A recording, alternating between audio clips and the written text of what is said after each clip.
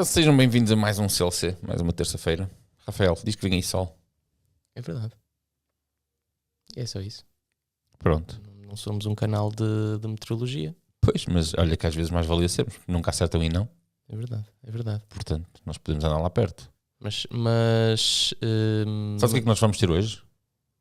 Vamos dar as indicações finalmente para o giveaway da Ibérico Bike da Race. Iberico Bike Race, exatamente. Vamos apanhar sol, em princípio, nessa altura. Esperemos que sim, Esperemos que sim. Ou seja, fica atento porque tu hoje vais-te habilitar, se quiseres, obviamente, a ir connosco ao Iberico Bike Race em setembro, não é? Que é dias 1, 2 e 3, não estou em erro. Olha que eu acho que não. É 2 e 3 e 4? Olha que eu não, eu pego já, não eu já, sei. de seguida pego já. Mas é no primeiro fim de semana. É no primeiro fim de semana Ou de seja, setembro. sexta, sábado e domingo. E tu vais-te habilitar a ganhar uma inscrição e um jersey. E se quiseres sair daqui do Porto connosco, nós também estamos boleia. Verdade.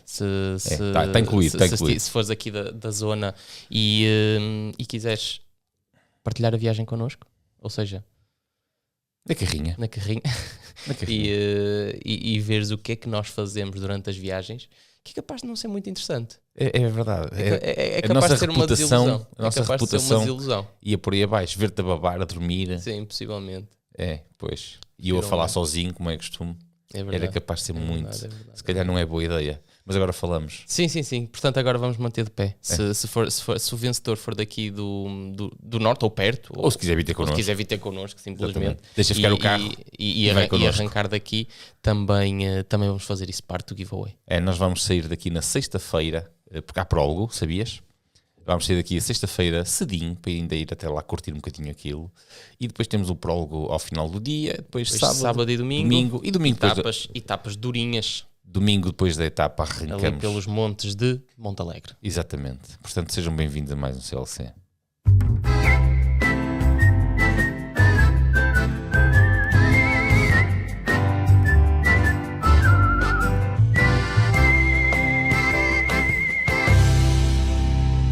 Ora, cá estamos nós, as nossas meninas.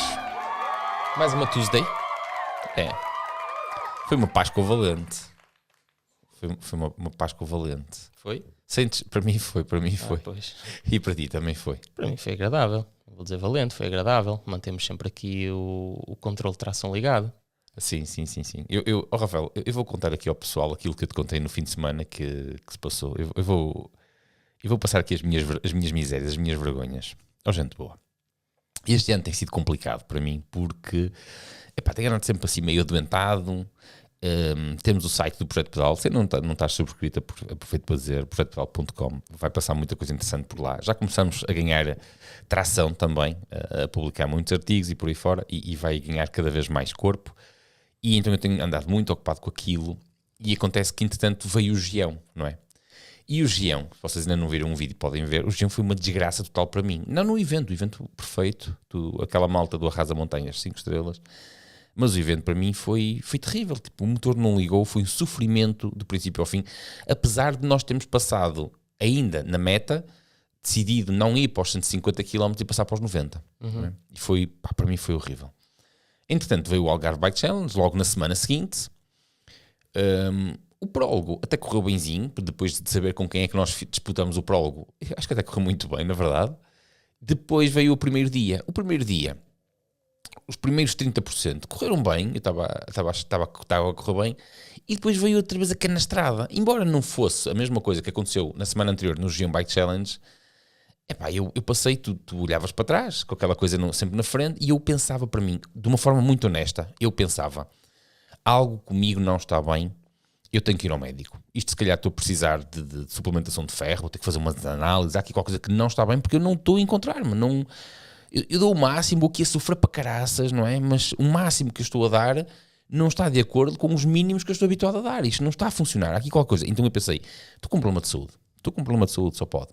Só que a meio da etapa eu estava de cabeça tão perdida, que fiz a asneira no GPS. Ou seja, eu encerrei a atividade e depois tive que voltar a pôr a atividade, ali por dos 30, 40 km e qualquer coisa.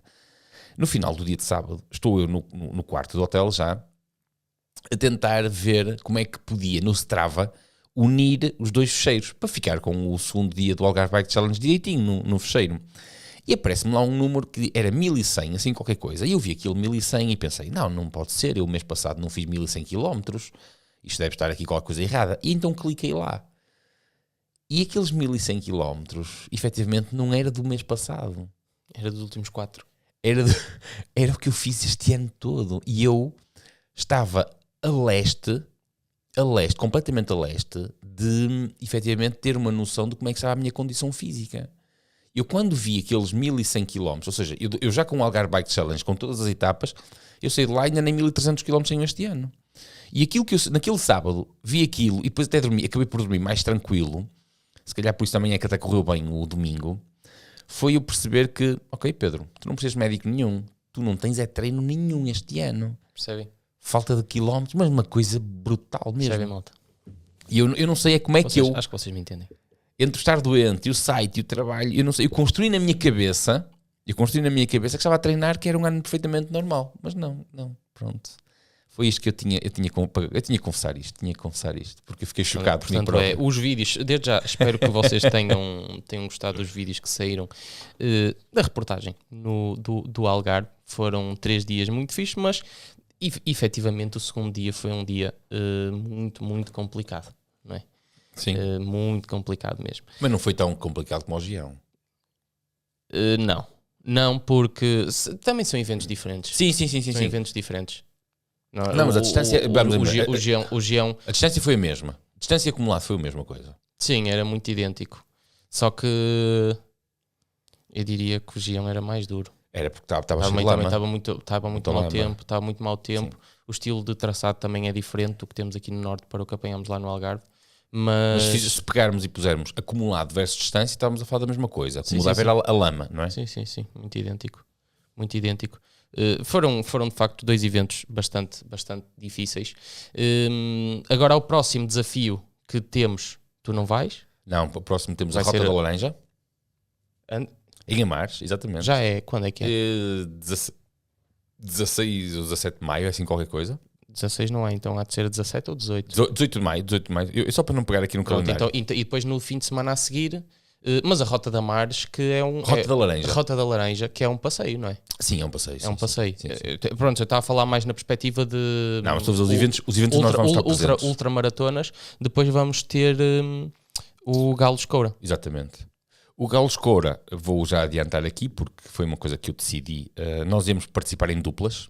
Entretanto, eu passei a inscrição de toda a malta da academia para solos e eu não irei fazer a prova.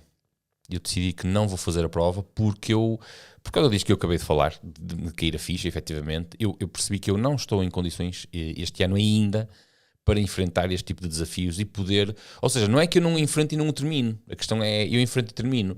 Mas não da maneira como eu quero, de poder realmente desfrutar mais daquilo. E aquilo é uma zona incrível. Tenho a certeza que tu vais adorar. Eu é que não estou com uma condição física. Eu, entretanto, em relação a esse evento, eu já tive... Porque ainda não há informação para este ano.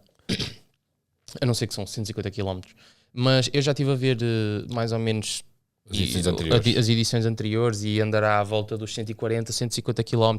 Nas edições anteriores andou à volta dos 3.400, 3.500 de acumulado. Portanto, vai ser um evento bastante duro. Mas o que é que eu pedia? Se alguém aí desse lado participou, que deixei o feedback nos comentários, que é para eu também perceber aquilo que me espera. Mas sim, a priori nós já fomos para Paredes de Coura, já estivemos a passear, ou seja, de bicicleta, que nós já fizemos lá um estágio em Paredes de Coura, porque já lá houve um campeonato nacional. Já andámos por lá, aquilo é de facto espetacular, mas sim, agora incrível. Aquilo é muito duro. E se vocês quiserem saber Paredes de Coura, daquilo que nós vimos, ou estamos a subir ou estás a descer. Se vocês quiserem saber um bocadinho mais sobre estes 2 eventos que nós falámos, vocês podem entrar em projetotal.com, vão à aba cartaz e vocês encontram lá todos os eventos. E já agora, se vocês organizam eventos e querem chegar a mais pessoas, querem também ser divulgados, entrem em contato connosco, ok? E vocês podem colocar os vossos eventos na aba cartaz. Há condições, há vários modelos. Falem connosco para saberem como é que isso funciona. Momento giveaway. Então aqui ficam as instruções para quem se quer habilitar ao passatempo, onde tu podes ganhar uma inscrição para o Ibérico Bike Race, que vai acontecer já que é como quem diz, em setembro, no dia 5, 6 e 7, em Montalegre. No dia 5 tu vais ter um prólogo, no dia 6 e no dia 7, aí sim são as provas em linha que prometem ser divertidas, por paisagens absolutamente incríveis. A malta do Projeto Pedal é a primeira vez que lá vai e estamos extremamente excitados por lá ir. Então, se tu queres ir também, e até podes levar uns amigos, vários, e amigas também, isto vale para tudo, porque afinal de contas BTT é unissexo. Mas estamos a falar do giveaway. Pois é, comenta aqui no vídeo que razão é que te faz querer ir fazer o Ibérico Bike Race e ainda ir de boleia connosco, se for esse o caso, obviamente. O sorteio é já no próximo CLC, portanto, comenta aqui no vídeo e não te esqueças que também tens que ser seguidor, obviamente, aqui do canal, da página do Projeto Pedal e da página do Instagram do Ibérico Bike Race. Grande abraço e no próximo CLC nós vamos ver quem é que ganhou este fantástico prémio. Eu não estou a falar da inscrição e do exército para o Ibérico Bike Race, estou a falar da boleia para o evento. Grande abraço. E agora sim, vamos continuar com o CLC. E Rafael, vamos fazer aqui um breve lamiré sobre as provas do fim de semana e passamos já para questões que o pessoal que deixou questões. Exatamente, eu deixei a oportunidade para deixarem questões no Instagram, já lá vamos. Mas entretanto, temos que trazer então o ciclismo de estrada. Sei que o pessoal acha que nós falamos muito de ciclismo de estrada, porque efetivamente o BTT não há todos os fins de semana, ou seja, não há com tanta frequência como nós gostaríamos. E eu só vou trazer o ciclismo de estrada hoje porque de facto foi uma corrida que eu acho que deixou todos de boca aberta. Acho que é impossível não ter deixado todos de boca aberta. E eu quero aqui ressalvar algumas coisas da corrida que eu. Foi então a Amstel Gold Race, corrida onde eu vi talvez aquele que é o meu atleta, ou seja, aquele que eu olho que para mim é um atleta super completo, que é o Van der Poel. Em 2019, nesta mesma corrida, fez o sprint, sei lá, mais poderoso, mais espetacular. Estás a falar do Van der Poel? Sim, daquele sprint que ele faz em 2019, que ele vem de trás. Sim. Lembras-te daquele sprint super longo? Sim. Que ele vem de trás, nem ele acredita que ganha aquela corrida. Foi nesta mesma corrida. E temos uma corrida onde nós temos o regresso, ou seja, não é o regresso porque ele já tinha voltado, aliás, até venceu, que eu também até quero falar, também quero falar disso, mas temos o regresso à competição do Remco. Remco Evenepoel, que vem com uma forma do caraças. Com uma forma espetacular, com um físico muito, muito bom. Temos também Pogačar na corrida, que também já venceu esta corrida, e pronto, e tínhamos outros nomes como o Pidcock, e assim, o Pidcock, pronto, não vamos falar de Pidcock, mas tínhamos então o Pogačar à partida, que era um dos grandes favoritos e de facto também fez uma corrida espetacular. Um dos atletas que eu quero dizer que também tinha saudades, eu tinha saudades de ver correr desta forma, foi o Alaphilippe. Voltou a mostrar que ainda tem ali um bocadinho do Alaphilippe que era há uns anos atrás, um pistoleiro, que não tem medo de atacar, que foi para a frente da corrida, depois pronto, ficou para trás, também é válido, não é? Toca a todos. Mas depois acho que o final surpreendeu toda a gente. Primeiro vemos um Pogačar a não ter capacidade para abrir um espaço maior. Ele depois na entrevista diz que estava muito vento de frente e que aquilo foi escolha dele. Mas de facto vemos um Pogačar que não teve capacidade de fazer aquilo que nós já ouvimos fazer várias vezes. A questão é que o Pogačar tem-se mostrado como um atleta sobre-humano, a nata das natas, não é? E as pessoas estão à espera que ele mantenha sempre essa condição física. E efetivamente, eu estive a ver a corrida e quando eu começo a ver o Pogačar a olhar para trás 2 vezes seguidas, sem os atletas que o estavam a perseguir ainda estarem na visão dele, quando vês um atleta a olhar para trás, tu percebes que as forças estão a começar a fraquejar. E acredito que, efetivamente, ele percebesse que não estava em condições de continuar a luta, porque aquilo estava a encurtar cada vez mais, porque o Remco, inclusive, vinha a ser ajudado com aquele que depois se revelou o vencedor desta Amstel Gold Race, não é? E os 2 atletas fizeram um trabalho incrível. Temos o Remco que faz a ponte, mas com uma categoria espetacular. Eu acho que o Remco voltou num nível... Eu sou até capaz de dizer, se calhar, mais forte do que ele estava antes da lesão. Veio com mais raça. Porque... Mas sabes que também é daquelas coisas que nós às vezes discutimos. É difícil tu voltares de uma lesão sem ritmo de competição. E não sabes bem como é que estás. E ele volta, ganha aquela clássica nas Ardenas, onde até o António Morgado faz terceiro. Portanto, também espetacular o Morgado a partilhar o pódio com o Remco e com o Wout van Aert. E ele ganha um sprint ao Wout van Aert, que pronto, também está a passar uma fase bem, bem negra. E depois temos ali um sprint a 3, onde o Pogačar decidiu ficar ali e discutir a corrida ao sprint. Temos um Renko que também já tinha vencido uma corrida ao sprint e que já sabíamos que estava com um ritmo muito, muito alto. E depois tínhamos ali o Skelmos, que talvez seria o que todos atribuíam ali o terceiro lugar, mas a verdade é que depois no sprint poderia dar para qualquer um deles e deu para aquele que se calhar menos se esperava, mas que fez uma corrida também de A verdade é que eu gostava de ver a corrida e eu achei que o Skelmos era o mais fraco deles todos. E quando ele não estava a lançar o sprint, eu estava a dizer, eu estava a dizer cá para mim, quando estava a ver a corrida, se queres tentar, tens que lançar agora. E tu vês o Remco lançar o sprint e depois percebes que ele efetivamente lançou o sprint demasiado cedo. E o atleta da Lidl Track acabou por ser o mais inteligente e ganhou por 17 centímetros, uma fração de segundo, não é? E fez uma corrida, fez história, não é? E fez história na carreira, fez história na própria prova e contribuiu para um espetáculo que foi incrível. Acho que foi uma corrida emocionante até ao final, que acho que também é bom para... É bem para o espetáculo, é isto que está a agarrar as pessoas à televisão. Exatamente, para o espetáculo. Acho que mostrou que o Renko voltou com um ritmo competitivo muito forte. Obviamente que não podemos colocar isto no Tour, porque isto é uma subida que não tem, isto é uma corrida que não tem subidas significativas para podermos comparar isto com o que é que seja. Mas de facto é um bom indicador para aquilo que é a forma física do Renko. Ele que voltou após lesão, muitos meses que ele teve parado. Ele chegou a dizer que esta lesão pôs a carreira dele em causa. A Soudal até lançou um vídeo no YouTube sobre todo o processo da recuperação dele. Acho que também é um vídeo muito, muito interessante para vocês verem. E ele fala lá precisamente sobre isso, todo o trabalho que esteve por trás da recuperação dele. E ele que foi a treinar, eu por acaso não tinha visto, ele bateu num carro que abriu a porta. Eu isso não sabia, por acaso não ele sabia. Diz lá, ele bateu num carro. Ele foi de férias com a mulher. No primeiro dia que pega na bicicleta, nos primeiros 15 minutos, espeta-se contra um carro. E ficou complicado. Rafael, falaste no Mathieu Van Der Poel que já anunciou o regresso ao BTT. Será para maio na Alemanha. Ele que já tinha dito que este ano irá competir nos mundiais, não é? Estou para ver como é que ele vai fazer em termos de, ou seja, desenho da época, não é? Porque ele vai fazer o Tour, também já disse que vai fazer o Tour.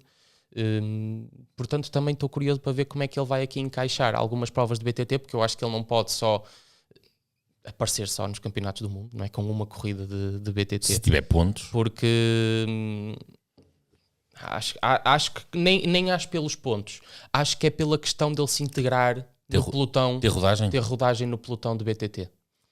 Para ele perceber qual é o espaço dele ali no meio, porque uma coisa é tu vês um atleta daqueles na estrada que é super poderoso e isso tudo, mas outra coisa é o pelotão que lá está de BTT, onde nós temos um Koretsky que é muito forte, onde nós temos um Blevins que está a fazer um início da época brutal, toda a equipa da Specialized, do próprio Nino também, não é? Perceber onde é que ele se encaixa aqui no meio. Tenho curiosidade para ver como é que ele vai se apresentar no meio do pelotão do BTT, porque nós estamos a ter uma época incrível também, ou seja, pelo menos pela forma como começou, com o pessoal da Specialized a dominar, que é o que está a mostrar. O Nino, cuidado que tem, continua a conseguir manter-se lá agarrado. Temos os campeonatos do mundo também, numa das pistas, talvez a pista mais técnica do circuito, que foi extremamente criticada o ano passado. Cans Montana, não é? Que foi extremamente criticada o ano passado. Portanto, nós já vimos o Van Der Poel a meter muita água no BTT, aliás, nos últimos anos, só vimos o Van Der Poel surpreendentemente a meter água no BTT e eu quase que com 90% de certeza que ele deve ter sido encostado à parede, entre aspas, pela equipa e pelos patrocinadores para dizer, campeão, vamos lá tirar o pé porque, literalmente ao campeão, porque tu és um ativo muito importante. E portanto vamos ver, é uma pista muito técnica, não sei se irá favorecê-lo ou se ele se calhar preferia uma pista mais na base do físico, mais na base da dureza. Esta pista da Alemanha não sei qual é, eu li isto num jornal espanhol que dizia que ele vai voltar já neste mês de maio na Alemanha e portanto não sei que pista é, honestamente. Rafael, passamos para a questão que toda a gente está aqui sentada à espera, não é? As nossas meninas ali sentadas. Nós temos questões que foram colocadas através do Instagram. Nós de vez em quando temos assim umas coisas no Instagram para depois responder aqui. Instagram.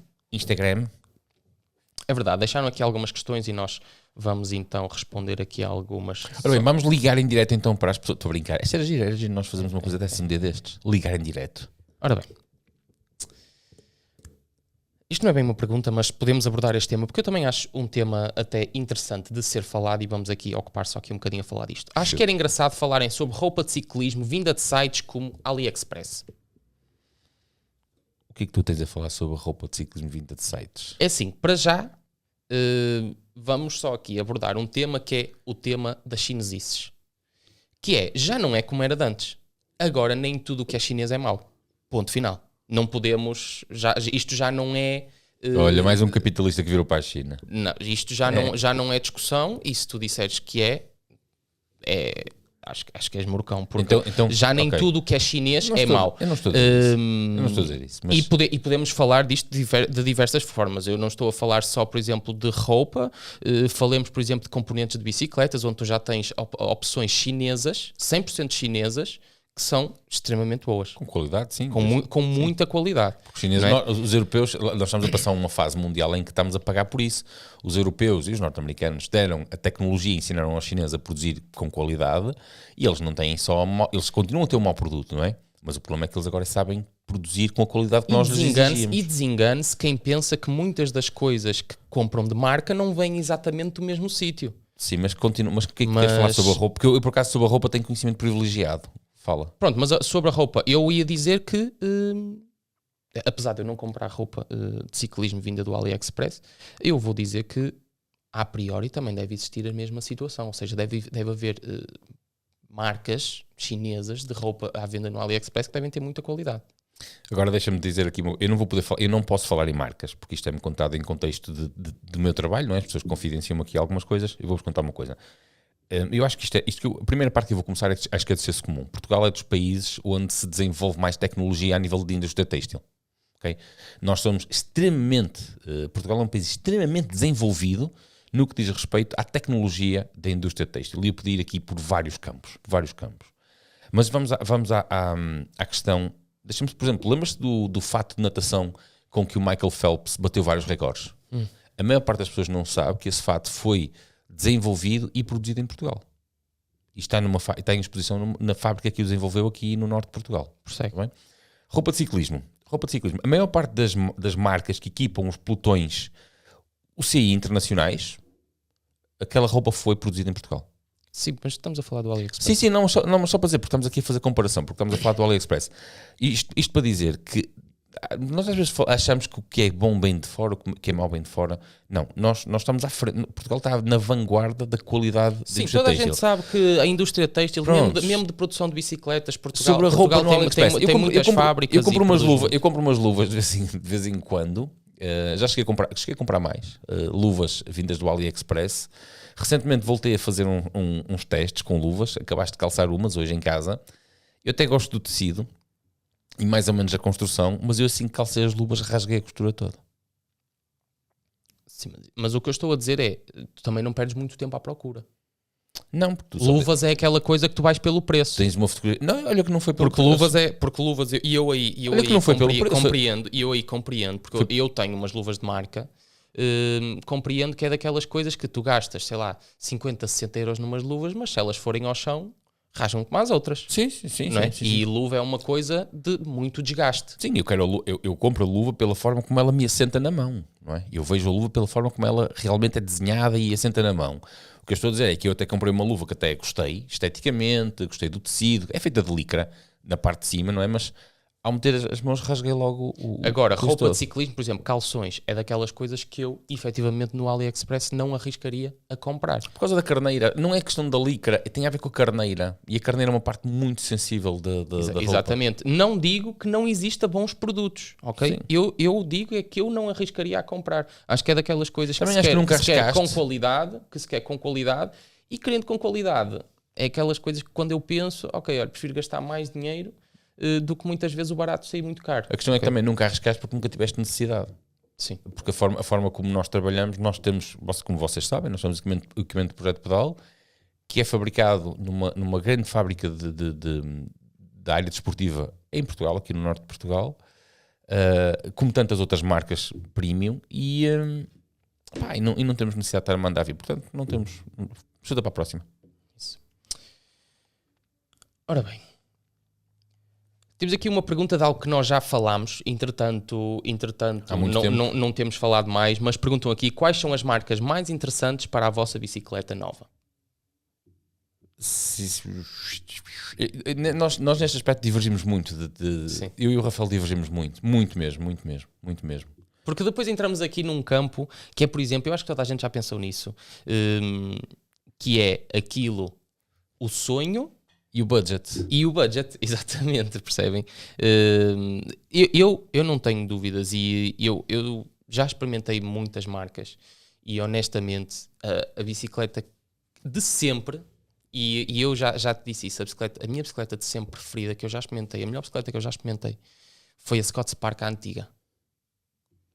E essa seria, se calhar, eu faria uma montagem à volta Com desse um quadro. modelo antigo. Com o modelo antigo. E para mim seria aquele quadro quando os campeonatos do mundo foram no Canadá. Lembras-te? Um quadro todo vermelho. Sim, lembro vermelho disso. muito brilhante, onde os componentes eram todos vermelhos.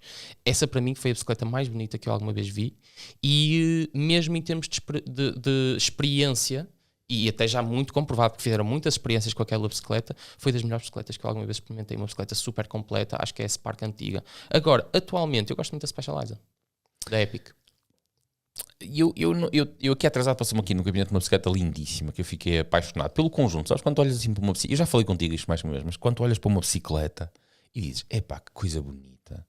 Foi a Trek, eu nunca sei, é Super Caliber, Gen 2, toda vermelha, também toda Bordeaux, com a escora traseira em preto, assim numa tinta, daquela tinta parece que envelhecida, que parece que está a estalar. Com fly attendant, ou seja, um modelo topo de gama, não é? E eu achei a bicicleta muito bonita. Depois, porque a verdade é assim, efetivamente eu achei a bicicleta lindíssima e se calhar se houvesse budget neste momento era aquilo que eu ia comprar agora. Mas existem depois outras marcas, outras marcas, eu não consigo dizer... que me agradam muito. Uma bicicleta que me agrada muito, que até é muito idêntica à nossa, as linhas até são muito parecidas, é a Orbea. Eu gosto muito da bicicleta da Orbea. Por exemplo, eu recentemente andei a namorar, por exemplo, a Rock Rider. Sim, também é uma bicicleta eu acho a bicicleta, bem conseguida. Eles agora lançaram uma versão toda preta.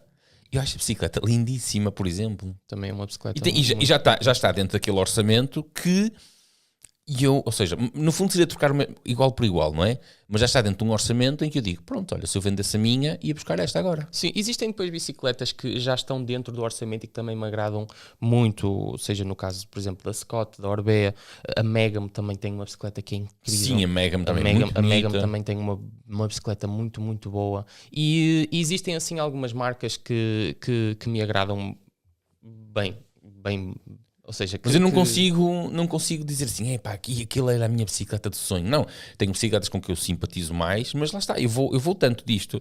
Assim, olha Pedro, toma lá um cheque, gasta o que quiseres. Pá, neste momento se calhar ia buscar a Trek. Neste momento, não é? Não nos gosta de Specializing, né? Que até já tiveram aqui algumas. A bicicleta é lindíssima, mas ver aquela Trek naquela cor, assim com um fly attendant, com o guiador já cortado, assim, estás a perceber a concepção? Mas, por exemplo, eu ia para uma Rock Rider porque eles lançaram o tal modelo todo preto, com o mesmo equipamento que a nossa bicicleta tem, e eu digo, pá, a bicicleta é muito bonita. Eu via mandar naquilo. Próxima pergunta. Treino de força, musculação como complemento para BTT e estrada, quão importante é? Honestamente, e eu sendo especialista na área, na estrada, eu acho que vai ser, eu vou dizer que é muito importante nas duas coisas. Eu acho que é tão importante como o treino depois efetivo da bicicleta. Na estrada, pronto, compreendo que ainda, apesar de eu achar que já não se pode descurar isto, mas compreendo que existam se calhar outras nuances a serem trabalhadas que se calhar um bocadinho mais importantes. No BTT eu acho que é tão importante como o treino em cima da bicicleta, quanto mais não seja para, já não vou dizer para questões óbvias de vocês terem força em cima da bicicleta, explosão, esse tipo de trabalho que depois vai estar ligado à performance, mas depois também proteção, ou seja, os músculos são uma camada que nos protege quando nós caímos. Se nós tivermos músculos fortes, músculos saudáveis, se cairmos e tivermos uma lesão, recuperamos mais rápido. Podemos também evitar ter lesões simplesmente porque os músculos são mais fortes e, portanto, eu acho que é tão importante como o treino em cima da bicicleta.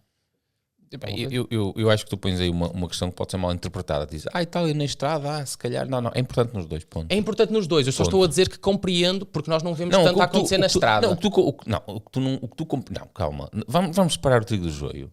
O que tu não vês é em Portugal, porque ainda há pouco tempo eu falava com atletas que foram profissionais há 20 anos atrás, eles diziam, e tivemos a conversar sobre isso precisamente, se o meu treinador soubesse que eu corria atletismo, matava-me, era proibido, era sair de cima da bicicleta e deitinho para o sofá. Felizmente isso acabou. Não, é importantíssimo. Já perdemos aqui, já se separou aqui o trigo do joio de dizer assim, músculo é peso, não, músculo é potência, ponto. Okay? Agora, ninguém está a trabalhar aqui para ser fisioculturista, não é isso que estamos a falar agora. É importantíssimo. Músculo é saúde, ponto. Próxima. Cuidados a ter, isto novamente dos equipamentos, cuidados a ter na escolha de calções para BTT, destinado a médias e longas distâncias. Vai estar exclusivamente ligado à qualidade da carneira que tu escolhes. Se tu fores, por exemplo, a uma marca mesmo, que é sempre aquilo que eu aconselho, uma vez mais, eles próprios têm sempre gamas de qualidades de carneiras, não é? O que é que nós aconselhamos? Principalmente para longas distâncias, é se calhar tu gastares um bocadinho mais e ir sempre para a gama aplicada às longas distâncias, que até o que nós temos é para 8 horas. Isso é chamada carneira 8 horas. É para 8, o que está desenhado pela marca diz que dá para até 8 horas. Nós já andamos mais e já não tenho problemas com calções há muitos anos. Atenção, uma coisa muito importante. Não confundam uma carneira grossa com uma carneira boa. Ou seja, porque para maiores distâncias tem que ser uma carneira mais grossa. Não. Nós, quando trocamos de marca, a nossa carneira, por estúpido que pareça, a nossa carneira passou a ter metade da espessura da carneira anterior e nós duplicamos ou triplicamos a qualidade em cima do selim. O que é importante que seja uma carneira adequada, efetivamente, mas isso tem que falar com a marca. Porque eles podem utilizar carneiras de marcas diferentes. Uma carneira que seja adequada ao número de horas que vocês querem passar em cima da bicicleta. E depois há uma outra questão também muito importante, que é, e eu vejo muitas vezes isso aqui, converso muitas vezes com os praticantes, que é, a maior parte dos praticantes não sabe comprar calções. E quando eu digo não sabem comprar calções, compram calções largos. Era isso que eu também ia dizer, o ajuste do calção é importantíssimo. Vocês pensem que os problemas dão-se quando existe muita fricção. E portanto vocês querem um tecido que esteja ali colado à pele e que não mexa mais. Portanto, é sempre importante vocês, uma boa qualidade de carneira aplicada àquilo que vocês querem fazer, seja médias, seja longas distâncias, e depois um bom tecido que se agarra ali à pele e que tenha o mínimo de fricção possível. Outra coisa importante, também em relação ao calção, se calhar um dia vou fazer um vídeo sobre isto, que é a questão dos cremes. Há pessoas que barram a carneira com creme. Sabias disso? Pronto, está extremamente errado. Nós usamos creme para pôr nas virilhas, não para barrar a carneira, porque na virilha não entra lá nada. Vai ser pele com pele, portanto tens que evitar aí algum grau de fricção. A questão é que barrar a carneira com creme vai fazer com que a tua pele ande a deslizar em cima do tecido. Ou seja, e é pior emenda que o soneto. Próximo. Qual a vantagem de um prato oval em BTT? Experimentei um e é praticamente igual ao redondo. Vantagem 0, é meio caminho andado para tu arranjares um problema. Ora bem, os pratos ovais... Isso foi uma moda que surgiu há uns anos atrás. A moda tem uma explicação. Sim, a moda tem uma explicação. Mas na altura fez todo sentido. Quando o Froome começou a usar, até foi eu não sei se foi o Froome, se foi a equipa da Sky inteira, porque o que é a ciência do prato oval? É que basicamente aquilo está sempre a promover que tu estejas sempre a fazer força no pedal, porque como o prato é oval, vai haver ali um ponto onde ele estica mais a corrente, então está sempre a fazer força constante. Estás sempre a pisar mais. Exatamente, porquê? Porque no ato da pedalada vocês fazem força até aqui e daqui a aqui não acontece nada, não está a ser feita força. Então o prato oval veio trazer essa coisa de estás sempre a fazer força, estás sempre a pisar. Então, só que o que é que isso faz? Faz com que os isquiotibiais não trabalhem. Foi essa a razão que há um vídeo do Froome que lhe perguntam porquê que tirou os osimétricos, que são os pratos que ele utilizava. Ele disse porque o médico mandou porque não estava a prejudicar a parte posterior da coxa. Depois vocês têm uma pedalada inconstante, ou seja, não é uma pedalada redonda. Aquela pedalada que vocês veem sempre assim redonda, deixam de ter isso, é uma pedalada sempre inconstante. Obviamente que isto não é escandaloso, vocês sentem isto ao fim de muita utilização, obviamente. E depois porque também se viu que os ganhos disto não eram. Eram muito Os pratos ovais foi aquilo que se chama uma... Para já nem foi a Rotor, só que a Rotor aparece como inovadora, não. Foi a Shimano com um chamado BioPace, há muitos anos atrás. Okay? E isto tem uma história relativamente longa de porque que a Rotor vai ressuscitar os pratos ovais, porque na verdade aquilo que a Rotor inventou faliu, não funcionou, então eles, para tentarem fazer dinheiro, porque já tinham investido muito dinheiro, foram buscar os pratos ovais. O problema é que eles vinham nas imagens na altura a dizer coisas assim, e agora vou dizer de forma aleatória: mais 80 watts potência, menos 2 milimoles de lactato, e tu olhavas para aquilo, não é? Por favor. E depois meteram muito dinheiro, e então 40% do pelotão internacional andava com aquilo. Acontece é que isto é chamada inovação tecnológica. A inovação tecnológica é quando o produto promete algo que a ciência ainda não conseguiu validar. Não é? E a ciência vem logo atrás. Eles falam que têm estudos, mas são estudos promovidos pela própria marca. São pagos pela marca. Ora, se um estudo pago pela marca diz que aquilo tem que funcionar, eu arranjo um modelo de testes que faça com que aquilo funcione. Não é? Então, à medida que os estudos independentes começam a aparecer e começam a testar, percebe-se que efetivamente aquilo não só não trazia os benefícios anunciados, como ainda trazia prejuízos físicos para a maior parte dos praticantes, como dores nos joelhos, a zona posterior da coxa não é solicitada e, portanto, começou a sair, eles deixaram de receber para utilizar aquilo e aquilo começou a deixar de aparecer. Acho que o prato oval não faz qualquer sentido hoje em dia. Não, até porque já não se usa. Qual a melhor forma de queimar as amêndoas, calorias? Ou seja, qual a melhor forma de queimar calorias? Pedalar com carga ou cadência? Diz-me, Rafael. É assim, nenhuma nem outra. É pedalar. É pedalar, ou seja, vamos chamar para oxidar, que é assim que se chama, para oxidar a gordura, o exercício que tem que ser, ou seja, extremamente aeróbio. Tu ainda te lembras qual é a percentagem de frequência cardíaca máxima? É 60. 63%. 60, ou seja, abaixo... chamado Fat Max. Exatamente, é 60% da frequência cardíaca máxima, ou seja, é algo mesmo muito, muito baixo. É uma intensidade mesmo muito, muito aeróbia e é fazer tempo nisso. E tu podes fazer isto de várias maneiras, não é? A caminhar, no ginásio, por exemplo, escadas, passadeira... na própria bicicleta, obviamente, ou seja, mas são sempre exercícios aeróbios, portanto, nem carga nem cadência, porque a carga é o que é carga? Carga pode ser muitas coisas. Não, carga, quando ele diz aí carga, eu entendo carregar muito força. Cadência, honestamente, eu não trabalho com cadência, nem acho que faça muito sentido. Ou seja, não faz muito sentido, entre aspas. Mas isso depois é outro tema. Eu acho que faz sentido trabalhar com cadência com pessoas que têm uma cadência deficiente, digamos assim. Agora, quando um atleta tem uma cadência perfeitamente normal... O que é uma cadência normal? Por exemplo, nos estudos, dizem que uma cadência eficiente pode ir dos 85 aos 95. Em que estudos? Todos os estudos de ciclismo. Vamos ficar por aqui, eu encerro já aqui. A cadência, os estudos que eu... E olha que são muitos. Falam que... Depende de quem é que estás a falar. Tens sempre que contextualizar isso. Sim, é muito aplicado a um pelotão profissional. Exatamente, obviamente. É que estás a falar de pelotões profissionais. Sim, mas por exemplo, quando eu estou a falar... um bocadinho, agora deixa-me explicar que a questão é que os estudos dizem que a cadência ideal, e a cadência ideal é aquela que, do ponto de vista de eficiência energética, é mais eficiente, ok?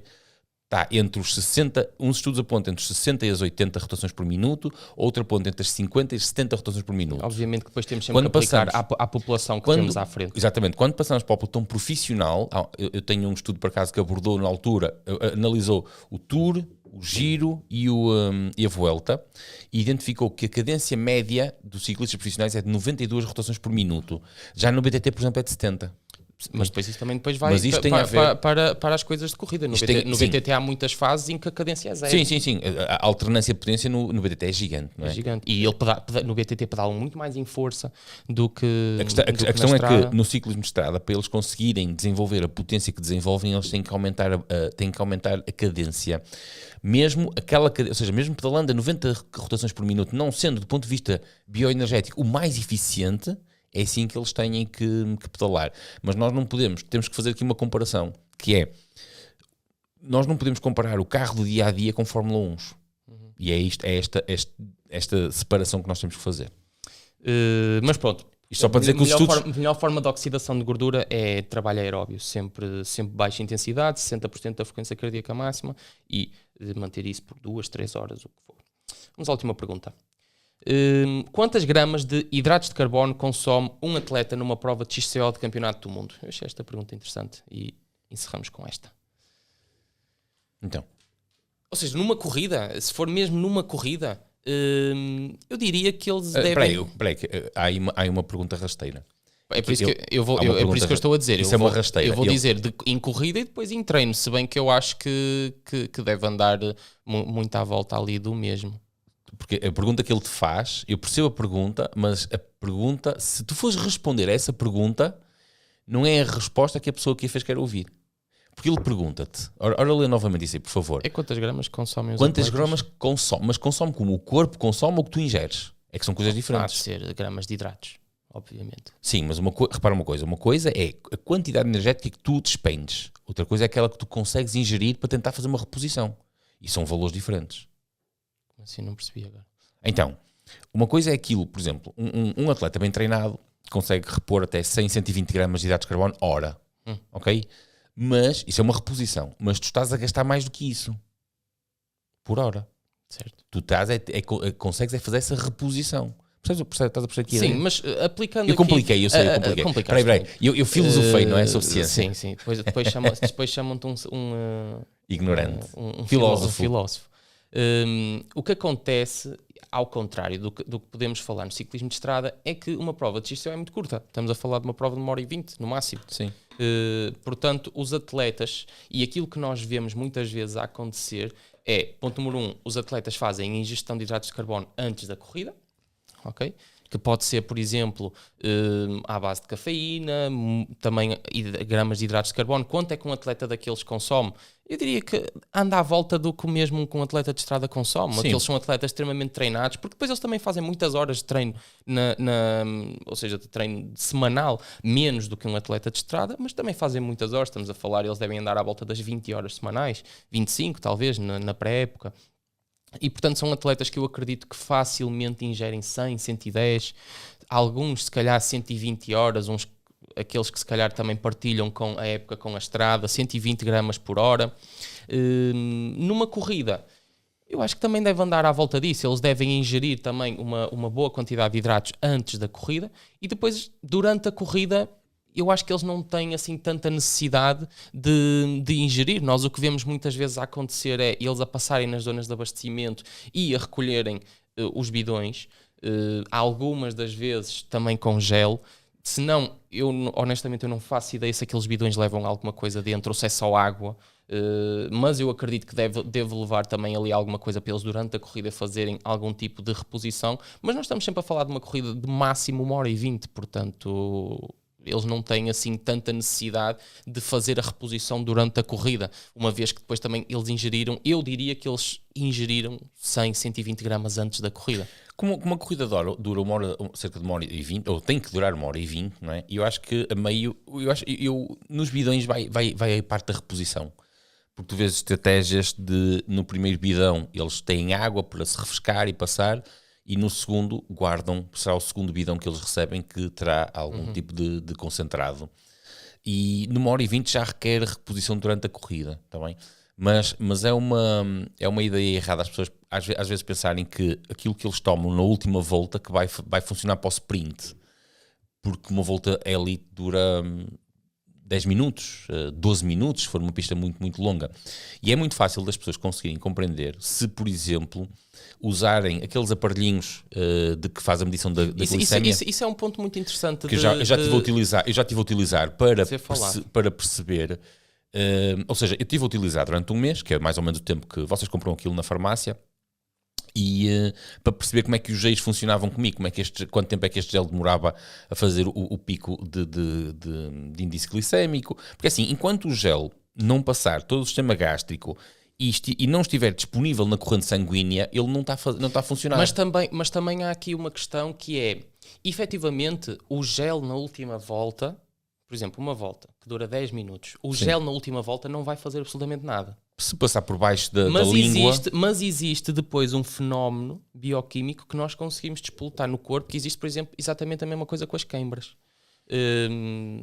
Que é, por exemplo, falando do gel, eu depois falo das queimbras, falando do gel, ou do isotónico, ou de qualquer coisa, vocês basta passarem e passarem abaixo da língua, não é? Que nós temos neurotransmissores debaixo da língua, glândulas que vão detectar que o corpo vai receber uma dose de hidratos de carbono e ele vai libertar internamente, aquilo que ainda, as reservas que ainda tem disponível, as chamadas, podemos interpretar como reservas de emergência.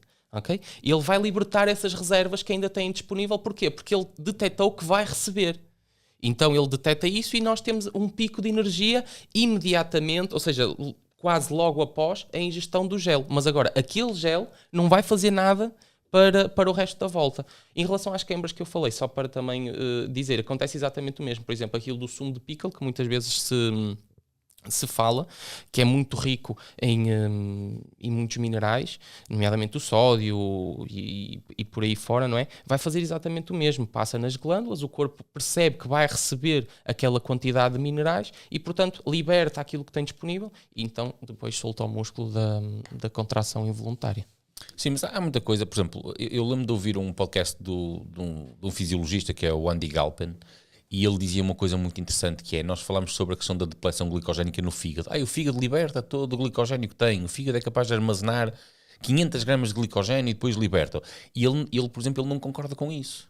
Ele diz que o fígado não liberta. Ou seja, ele diz que o fígado liberta cerca de 5% do glicogénio que tem. E não liberta mais. Porque a nossa sobrevivência vai depender do glicogénio que está ali armazenado. E, portanto, para a atividade física, o fígado não liberta. Ele diz que ele liberta de 5%, não liberta mais. E que nós dependemos inteiramente do glicogénio que está a circular no sangue. E, portanto, e do que vem do sistema gástrico. Não sei se está a fazer sentido para ti. Isto é uma teoria, de um fisiologista. Sim, porque a verdade é que nós ainda não sabemos assim tanto quanto isso sobre o corpo humano. Achamos que sabemos muito, mas na verdade não. Eu usei durante um mês, e por acaso estou a pensar fazer novamente, usar o aparelhinho aqui atrás do braço para poder fazer essas medições, para perceber e para vocês terem uma ideia. Por exemplo, após a ingestão, o gel mais rápido que eu estava a utilizar, após a ingestão do gel, eu demorava 45 minutos a ter o pico de glicémia no sangue. 45 minutos. E vocês perguntam assim, porquê que usaste isso? Porquê? É precisamente para perceber como é que os eixos funcionavam, para saber como é que eu havia de os utilizar. Porque se eu entro numa subida, ou se a subida vai demorar, imagina, 1 hora a ser feita, eu quero saber quanto tempo antes é que eu preciso de fazer a ingestão do combustível para todos os efeitos, para ele funcionar naquele sítio, mais ou menos. Obviamente que isto não é ali a regra. Olha, é para aquela subida, apontei e vou demorar 45 minutos. Isto não é assim que funciona, não é? Mas sabemos mais ou menos qual é a janela temporária para nós fazermos aquele tipo de utilização. Eu, por exemplo, já utilizei pastilhas de cafeína para ver se funcionavam. Bola, não senti absolutamente nada, zero. Em mim não fez, talvez porque eu seja um bebedor de café, não é? E as pastilhas de cafeína não senti nada, bola, zero. Nem tiraram sono, nem aumentaram a energia, não senti nada. Aquelas pastilhinhas de Vou comprar isso um medidor de glicémia para fazer um vídeo, assim, tipo, uma semana a usar aquilo. Aquilo não é uma semana, aquilo são 20 e tal dias. Pronto, Ou seja, a validade daquilo são 20 e tal dias. Mas só quero utilizar uma semana, só para ter...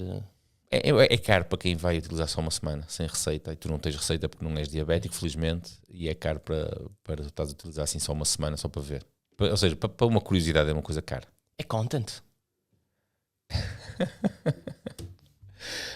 Eu utilizei, eu já que paguei, utilizei mais do que uma semana. Eu utilizei o mês todo, até aquilo ficar fora de prazo. Porque serviu para tirar ali muita informação sobre o dia-a-dia, sobre a questão. E até houve uma coisa que eu achei mesmo muito, muito interessante. Foi eu perceber que cerca de 15 a 20 minutos antes de acordar, porque acordar de forma natural, 15 a 20 minutos antes de acordar, o meu corpo fazia um pico de glicémia e eu acordava. Ou seja, eu quando ia ver os registros e o relógio dizia-me a que horas é que eu acordava, e eu começava a fazer as comparações e eu percebia que 15 a 20 minutos antes de eu acordar naturalmente, o meu corpo tinha assim, sempre feito voluntariamente um pico de glicémia. E que acaba por ser muito, muito interessante. Porque isto depois pode estar relacionado com o aumento do ritmo cardíaco e com o despertar natural. Acho muito interessante mesmo. Dito aqui pelo filósofo. É. Malta, esta semana também, a falar neste tema, eu vou lançar um vídeo também de picos de glicémia. Porquê? Porque vou tentar fazer, porque eu digo, vai sair se isto correr, se correr bem. Se correr bem, porque eu vou para a cozinha tentar fazer-vos uma receita para vocês levarem para os vossos treinos, para as vossas provas e por aí fora. Portanto, esta semana, no 24 Kitchen Projeto Pedal, vamos ter a estreia de Rafa na Cozinha. Olha, e já fica a saber que nós temos um abaixo assinado para que tu deixes de usar meias brancas. Acho que só o pessoal da estrada é que pode usar meias brancas. Quando o pessoal vir a encomenda que eu fiz de luvas brancas, vai ficar louco, então. Luvas brancas? Isso é serviço de mordomo. É. Portanto, Gente boa. Portem-se bem. Grande abraço. Nós voltamos na próxima terça-feira.